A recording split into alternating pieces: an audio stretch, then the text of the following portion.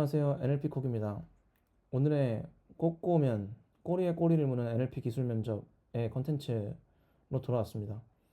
오늘은 면접관이 기술 면접에서 이미지 인식을 위해서 컨볼루셔널 신경망 CNN이라고도 하죠.을 구현하는 방법을 설명하세요. 그리고 CNN의 주요 레이어는 무엇이며 이미지 처리에서 어떻게 기여하나요?에 대한 답변에 대해서 알아보도록 하겠습니다. 맨 처음에 컨볼루셔널 뉴럴 네트워크 CNN이라고 불리는 이 모델은 뭐냐면 비주얼 이미지 분석에서 딥 뉴럴 네트워크의 하나의 종류 중에 한 개입니다. 하나의 종류라고 하는 것은 CNN 계열들이 엄청 많거든요. CNN으로부터 파생된 모델들이 굉장히 많습니다. 그래서 이미지의 패턴이나 피처를 감지하는 능력이 있어가지고 이미지 리코그니션 태스크에서 굉장히 이상적이죠. 전체적인 이 오버뷰는 다음과 같고 하나하나의 레이어에 대해서 지금부터 알아보도록 하겠습니다. 맨 처음에 주요 레이어 중에 한 개는 컨볼루셔널 레이어입니다. 인풋이 있으면 거기에 다수의 필터를 적용해서 피처맵이라는 것을 생성하게 되는데요. 피처맵이 뭔 말이냐면 어떤 이미지의 피처들을 추출해내서 그거를 표현해 놨기 때문에 피처맵이다 이렇게 이해하면 될 것 같습니다. 이 필터들은 엣지스, 텍스처, 더 높은 계층의 이제 다양한 패턴과 같은 것들을 스페셜 하이라키스 구조를 이제 포착하는 데 도움이 된다는 거죠. 선이 모여서 도형이 되고 도형이 모여서 어떤 물체를 표현하는 이미지가 되는 것처럼 그런 측면에서 하이라키거든요. 네, 그런 측면에서 이 컨볼루셔널 레이어가 도움이 된다는 것이고요. 이 이미지의 다양한 측면을 포착해서 피처를 추출하는데 도움이 된다. 이렇게 이해하면 될 것 같습니다. 이미지 표현이 들어왔을 때 첫 번째로 씌우게 되는 게 컨볼루셔널 레이어인 거예요. 그래서 컨볼루셔널 레이어, 합성 곱이라고도 불리는 이 방식은 뭐냐면 이미지가 이렇게 컴퓨터가 인식할 수 있으려면 벡터로 무조건 표현이 되어야겠죠. 5by5로 그레이 스케일의 이미지가 들어왔다고 칩시다. 그랬을 때 거기에 이 필터 혹은 커널이라고 불리는 이런 특징을 추출할 수 있는 필터가 있습니다. 얘가 지금 3x3고요. 얘가 이렇게 움직이면서 네모네모나게 막 이렇게 네모가 움직인다고 상상을 해보세요. 그러면서 이 공간에 있는 피처들을 추출해내는 것입니다. 이 필터가 다양할 수가 있는데 다양한 필터를 적용하게 되면은 이 안에 있는 웨이트가 다르겠죠. 그러면은 다양한 어떤 이미지에 대한 정보를 추출할 수가 있고 더 많은 측면을 고려할 수 있게 되는 것입니다. 그래서 합성곱을 하는데 네모가 이렇게 씌워졌다고 했을 때 예를 들면은 각각의 엘리멘트를 곱하는 겁니다. 엘리멘트 와이즈로. 그럼 20 곱하기 1이고요. 60 곱하기 1이고요. 110 곱하기 1이고요. 여긴 0이니까 무시되고 40 곱하기 마이너스 1이고요. 80 곱하기 마이너스 1이고요. 130 곱하기 마이너스 1입니다. 이거를 다 더하면 이 공간에 대한 정보가 마이너스 60 이렇게 표현이 되는 것입니다.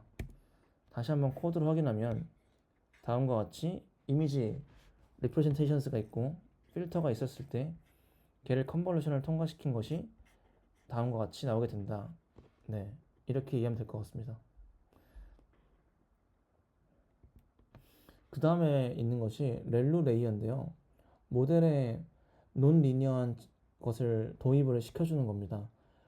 이 비선형성이라는 게 무엇이냐면 중간에 비선형성이 없으면은 이 fully connected layer, 그러니까 딥러닝은 결국에 여러 개의 리니어한 수식은 하나의 리니어로 어프록시메이션 할 수 있다는 그런 측면에서 중간에 논 리니어를 적용시켜 줘야 조금 더 복잡한 문제를 풀 수 있다.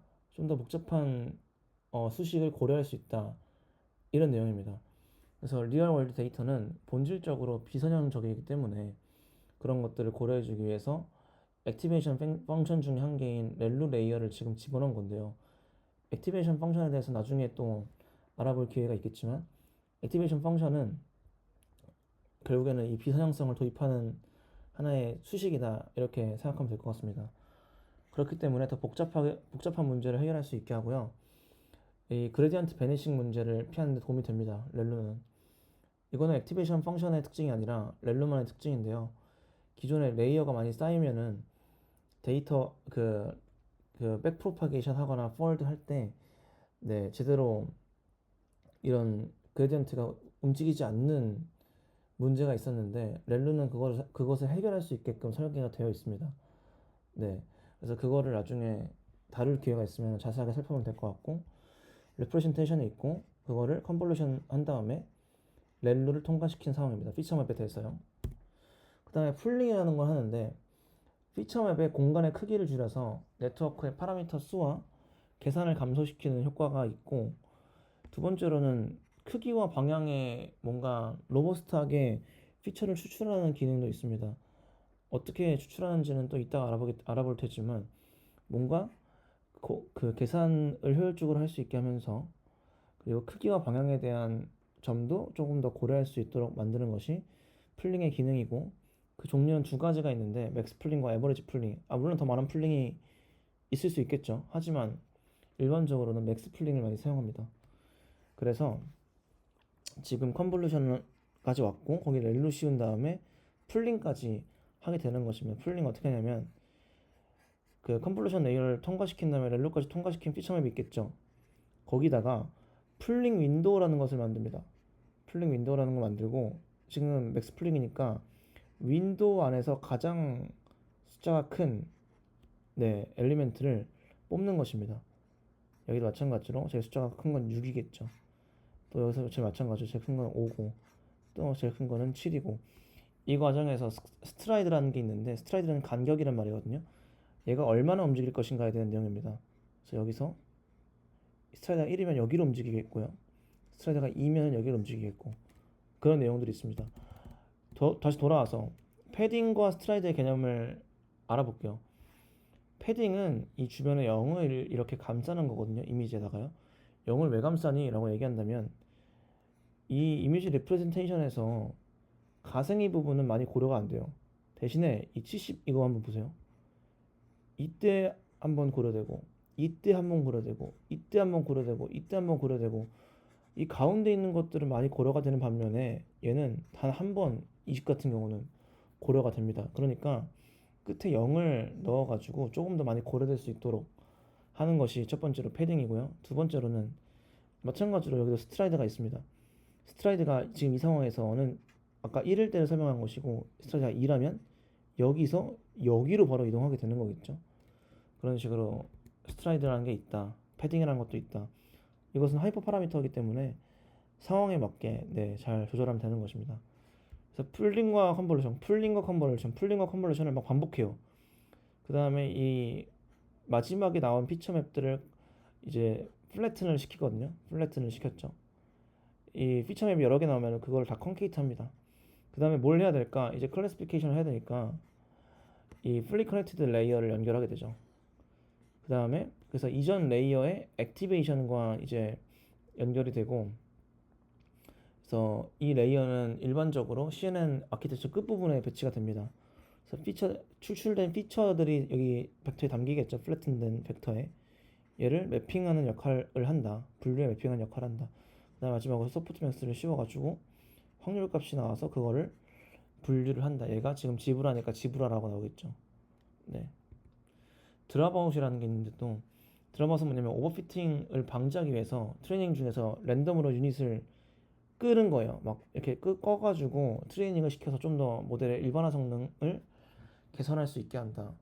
이 오버피팅을 방지하려면은 트레이닝이 너무 잘 되면 안 되잖아요. 그러니까 트레이닝을 일부러 이렇게 방해를 하는 겁니다. 그래서 구현을 어떻게 하냐면 입력 및 전처리를 합니다. 이미지 데이터를 준비하고 전처리를 하는데 거기는 뭐 노멀라이제이션 될 수도 있고 리사이즈가 될 수도 있고 뭐 크롭이 될 수도 있고 얼라이먼트가 될 수도 있고 어쨌든 여러 가지 이제 측면이 여기서 고려가 되는 거죠.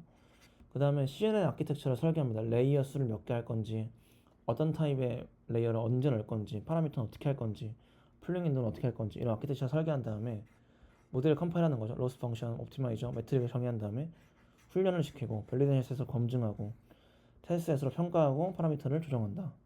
이런 과정으로 구현됩니다. 그래서 면접에서 이미지 인식을 위해서 CNN을 구현하는 방법에 대해 설명하고 CNN의 주요 레이어는 무엇이며 이미지 처리에 어떻게 기여하나요? 라는 질문을 받았을 때 자신 있게 이렇게 답하면 되겠습니다. 이미지 인식을 위한 CNN 구현에서 핵심 레이어는 이미지에서 특징을 추출하는 컨볼루셔널 레이어, 그리고 비선형성을 도입하는 렐루 레이어, 차원을 줄이는 플릭 레이어, 분리를 위한 플리 커넥티드 레이어가 있습니다. 선택적으로 오버피팅을 방지하기 위해서 드롭아웃 레이어를 사용할 수 있습니다. 구현 과정은 이미지를 전처리로 시작해서 앞에서 설명했던 레이어들을 조합해서 CNN 아키텍처를 설계한 이후에 모델을 컴파일하고 데이터셋에서 훈련시킨 후 모델을 평가해서 최적의 파라미터로 파인 튜닝하는 것입니다.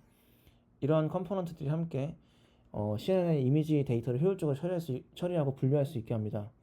이렇게 답변하면 100점짜리 답변이 되겠습니다. 그래서 추가 질문을 또 면접관에 던졌는데요. LLM즈에서 파인 튜닝의 중요성을 설명해 주세요 라고 했을 때 여러분들은 어떻게 답변해야 될까요? 다음 시간에 또 알아보도록 하겠습니다. 구독, 댓글, 좋아요 많이 눌러주시고 네, 댓글도 많이 달아주세요. 참 힘이 되더라고요. 감사합니다. 만관부.